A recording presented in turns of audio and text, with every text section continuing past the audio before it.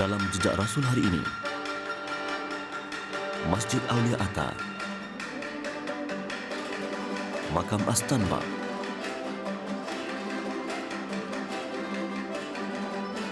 Kota Bishkek, ibu negara Kyrgyzstan, dan Masjid Besar Bishkek.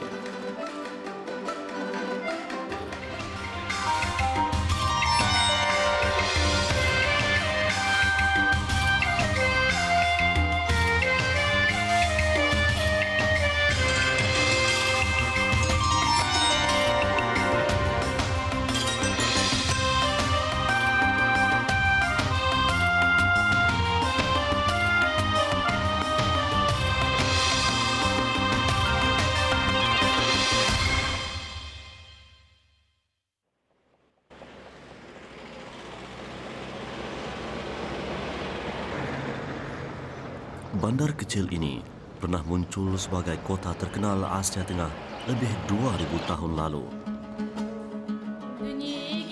Taras yang terletak hampir 600 km dari Almata, ibu negara Kazakhstan, kini umpama tempat persinggahan yang semakin dilupakan. Islam yang disebarkan ke sini oleh pedagang Arab menjadi agama rasmi penduduk Taras dari kurun ke-9 hingga 12. Namun pada kurun ke-13, Genghis Khan menawan bandar ini dan menjadikannya pusat pentadbiran Mongol. Dengan bantuan seorang penduduk, kami cuba mengesan sebarang tinggalan yang mempunyai kaitan dengan sejarah tempatan. Memandangkan sejarah Kazakhstan belum didokumentasikan secara meluas, usaha menjejaki warisan Taras sememangnya sukar. Namun kami akhirnya ditemukan dengan Gulem Abilda yang berpengetahuan luas mengenai sejarah Taras. Menurut beliau, Taras yang terletak di wilayah Oblast mempunyai banyak tinggalan sejarah. Apa yang lebih menarik perhatian kami, Gulem sendiri ditugaskan menjaga satu daripada warisan sejarah Taras. Tugas itu sebenarnya amanah yang telah dipikul keturunannya sejak 500 tahun lalu. Sudah menjadi budaya penduduk Taras, pengunjung terutama yang datang dari jauh dilayan penuh istimewa. Kru jejak Rasul berpeluang menikmati minuman teh yang disediakan dengan cara tradisional. Setelah berehat seketika, kami dibawa ke makam Aisyah Bibi, tinggalan sejarah paling penting di Taras.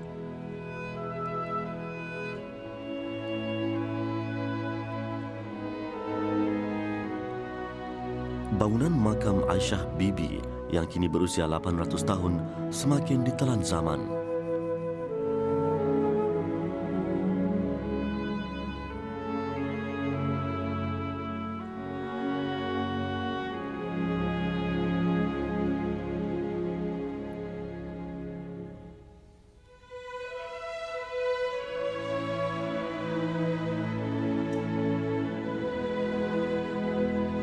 Inilah makam Aisyah Bibi. Kisah beliau menjadi legenda tempatan. Aisyah adalah anak Zenge Atai, seorang ulama. Diringkaskan cerita, Aisyah mengahwini Karakan, seorang panglima tanpa persetujuan bapanya. Kerana membelakangkan bapanya, Aisyah kemudian mati di batu ular. Kesahihan cerita ini mungkin boleh dipertikaikan, tetapi apa yang penting ialah mesejnya yang menyeru kita supaya mentaati ibu bapa. Pertubuhan Pendidikan, Sains dan Kebudayaan Pertubuhan Bangsa-Bangsa Bersatu UNESCO telah mengiktiraf makam Aisyah Bibi sebagai warisan sejarah yang memerlukan perhatian segera. Kali terakhir kerja pemeliharaan dilakukan ialah pada 1982. Bagaimanapun, usaha ini terbengkalai sehingga kini kerana kekurangan dana.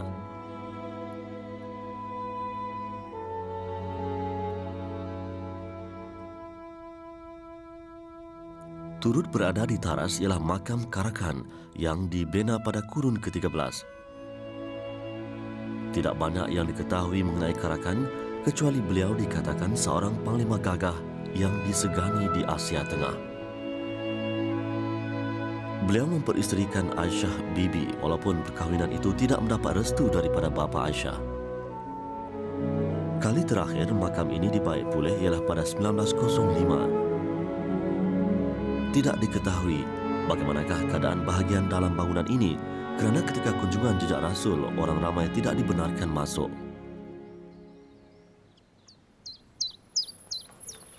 Di Bandar Taras, tidak jauh dari makam Karakan, kru jejak Rasul mengunjungi sebuah masjid yang menjadi simbol kebangkitan Islam.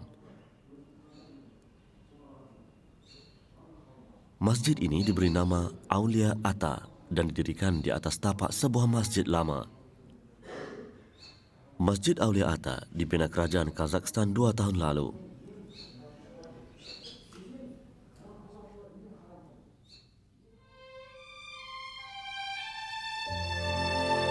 Walaupun penampilan luar masjid ini tidak banyak bezanya dengan masjid-masjid moden lain, bahagian dalamnya masih menampilkan ciri-ciri tradisional Kazakh, terutama bentuk hiasan dan warna-warna yang digunakan. Dewan solatnya luas, mampu menampung jumlah jemaah yang besar. Masjid ini turut menganjurkan kelas-kelas agama untuk pelajar pelbagai peringkat umur. Ketika kunjungan kami, 40 pelajar sedang mengikuti kelas agama dan bahasa Arab di sini. Sudah menjadi tradisi di beberapa buah negara, masjid bukan sahaja untuk solat, malah dijadikan satu institusi pendidikan. Malah pada zaman Rasulullah SAW dan para sahabat, masjid memainkan peranan penting dalam perkembangan ilmu. Oleh kerana Kazakhstan baru sahaja mengecap kemerdekaan, negara itu masih belum berupaya untuk menyediakan sistem pendidikan agama dan infrastruktur yang mencukupi. Keindahan hiasan ini adalah cerminan kekayaan budaya Kazakhstan.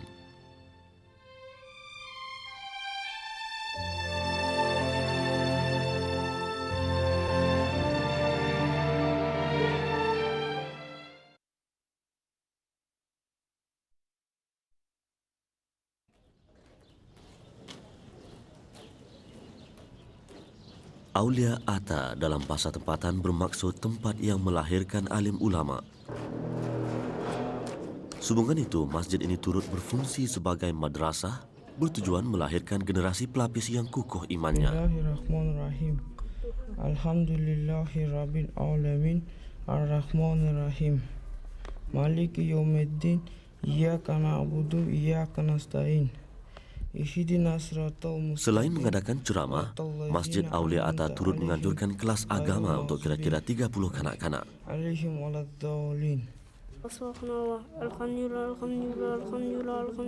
Kelas ini biasanya diadakan pada musim cuti sekolah.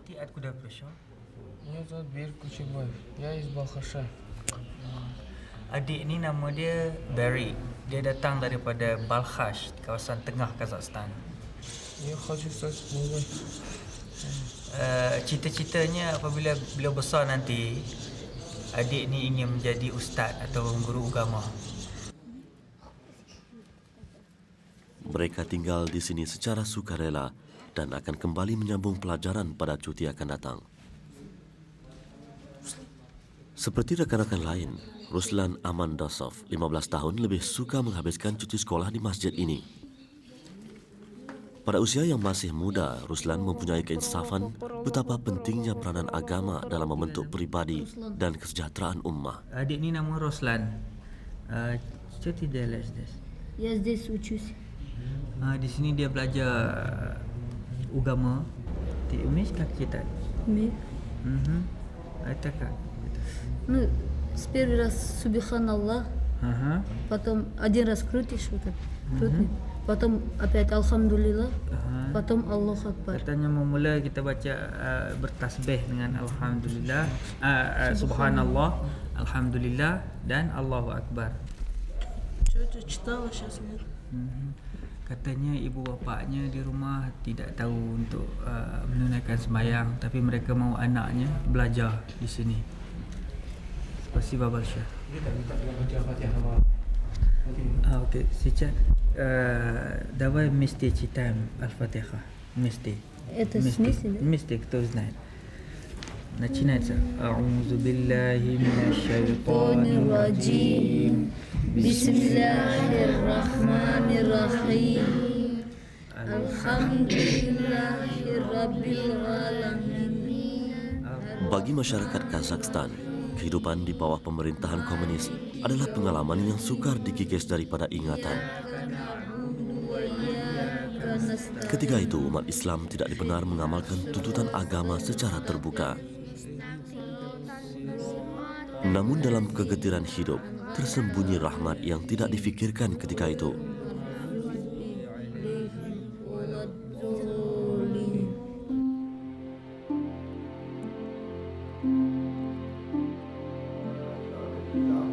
Kesukaran hidup menyedarkan mereka betapa pentingnya kebebasan. Hanya kemerdekaan menjamin kesejahteraan ummah. Setelah mendapat kemerdekaan 7 tahun lalu, rakyat Kazakhstan menikmati semula kebebasan untuk mempelajari, seterusnya mempraktikkan Islam. Bagi Alif Munawar, penduduk tempatan Otrar, generasi lama perlu memberi dorongan kepada barisan pelapis.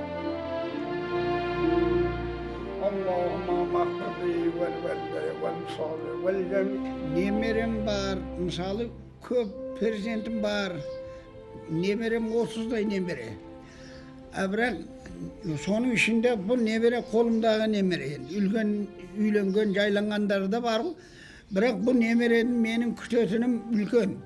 Менің енді қызметімде болса, мана апасы өкемізге жақсы қызмет қылса, оқыса, мана азыр дин исламға өтіп, осы 10 жасынан енді намазы оқып, тарата алып, дин исламға беріліп тұрған. Бір апта болды неғаныға.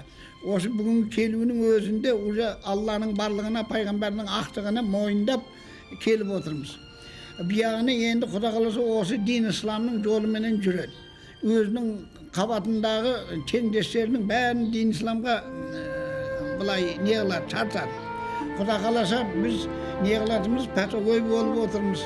Өссін, өнсін, алда жамандық көрмесін Құда қаласа. Ешқандай кедергі болмасын. Алланың саясында болса, пайғамбарымыз жарлықаса, осындай жастар өсе берсе, біздің қанат құйрығымыз, атымыз өшпейді. Пәленшенің немересі, түленшенің баласы деген атымызды жақсап қалды.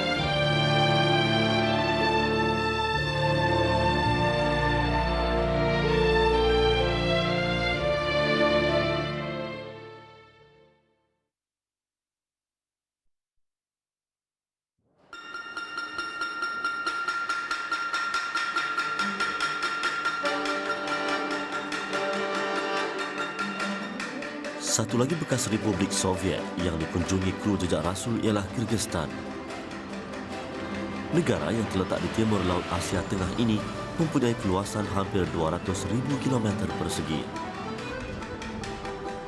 Bishkek, ibu negara Kyrgyzstan, adalah sebuah kota moden dan menjadi pusat pentadbiran kerajaan, aktiviti ekonomi, sosial dan kebudayaan.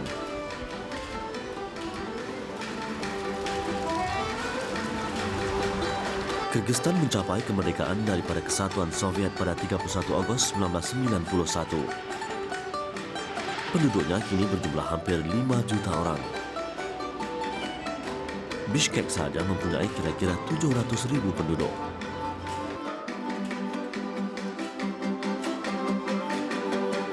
Sebelum kemerdekaan, Bishkek juga pernah dikenali dengan nama Bishkek dan Frunze.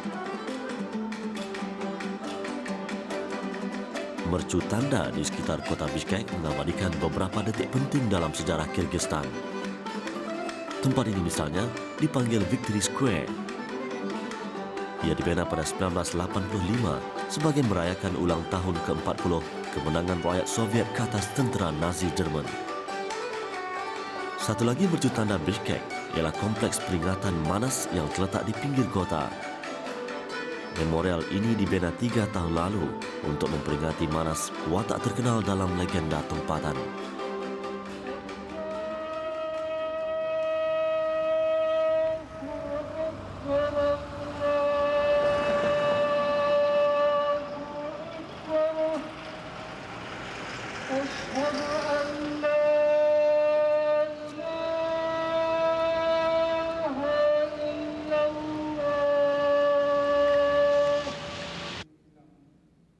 Islam telah diiktiraf sebagai agama rasmi Kyrgyzstan.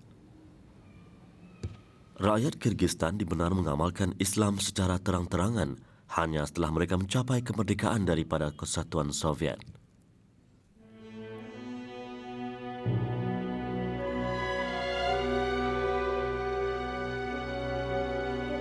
Masjid Besar Bishkek dibuka semula pada 1991 sekaligus mencerminkan masa depan lebih cerah untuk umat Islam Kazakhstan. Masjid ini sebenarnya telah dibina semula 4 tahun lalu di atas tapak masjid asal yang telah berusia lebih 100 tahun. Kos pembinaan masjid ini berjumlah $30,000 Amerika dan dibiayai sepenuhnya oleh kerajaan Kuwait. Bagaimanapun, kerja-kerja pembinaan belum selesai sepenuhnya kerana kekurangan wang. Pihak jawatan kuasa masjid bercadang membina pejabat pentadbiran dan bangunan madrasah satu hari nanti. Ketika ini, Masjid Besar Bishkek menganjurkan kelas agama dan membaca Al-Quran untuk kira-kira 30 pelajar. Kedudukan Islam di Kyrgyzstan semakin kukuh dari sehari ke sehari. Golongan muda semakin sedar tanggungjawab untuk meneruskan perjuangan generasi terdahulu yang telah banyak berkorban untuk memastikan kesinambungan Islam di Kazakhstan. Jumlah jemaah yang mengunjungi masjid ini pada hari Jumaat melebihi 2,000 orang. Bagi Imam Abdul Manan, 33 tahun, ini adalah perkembangan yang sangat menggalakkan. Abdul Manan yang dilantik menjadi imam masjid ini 1,5 tahun lalu ingin melihat masyarakat Kyrgyz kembali kepada agama, seterusnya merapatkan silaturahim bagi menghadapi era lebih mencawar. Harapan Imam Abdul Manan turut dikongsi bersama Ahmad Bek, 70 tahun, dan Bazar Kulub Nadin, 68 tahun. Namun berbeza dengan Imam Abdul Manan yang boleh dianggap masih muda, Ahmad Bek dan Bazar Kulub Nadin adalah generasi lama yang pernah melalui saat paling getir ketika era komunis. Раньше советские власти сажали, не разрешили, иностранцы не пустили, и они сюда не пустили. А сейчас, видите, хорошо, они приезжают, мы туда приезжаем, друг другу знаем, мы поговорим, ведь это хорошо это. Аллах Та'ala помогает нам. Ahmad Bek juga yakin dengan masa depan Islam di Kyrgyzstan. Будущее мы думаем, Аллах знает. Аллах знает, как будет Аллах, когда помогает, нам хорошо будет. Аллах его решает. Даже кто, откуда знаешь, даже неизвестно, кто будет как. Ну, я придумаю хорошо, наверное, молодежь придет, учиться придет, ислам немножко стараться. И все, весь народ так, только Киргизия, и все в мире так же. И русские тоже приезжайте, свой народ, свои нации, свои обычаи держит. Хорошо и все, везде хорошо будет. Хорошо стало. Bagi Imam Abdul Manan, Ahmad Bek dan Bazar Kulub Nadin, perjalanan menuju ke destinasi yang mereka harapkan masih jauh lagi. Kemerdekaan semata-mata tidak menjamin kesenangan hidup. Kemerdekaan perlu diisi dengan pelbagai program dakwah dan pembangunan ummah yang didokong mereka yang berilmu. Inilah cabaran besar yang dihadapi Kyrgyzstan dalam era selepas kemerdekaan. Cabaran ini akan lebih mudah ditangani sekiranya masyarakat Islam antarabangsa menghulur sokongan dan bantuan seperti dalam bentuk kewangan, bahan-bahan bacaan dan tenaga pengajar. Masjid Besar Bishkek menjadi simbol perjuangan rakyat Kyrgyzstan untuk memikul dua tugas besar menjelang abad ke-21, iaitu memertabatkan Islam dan pada waktu yang sama membangunkan negara.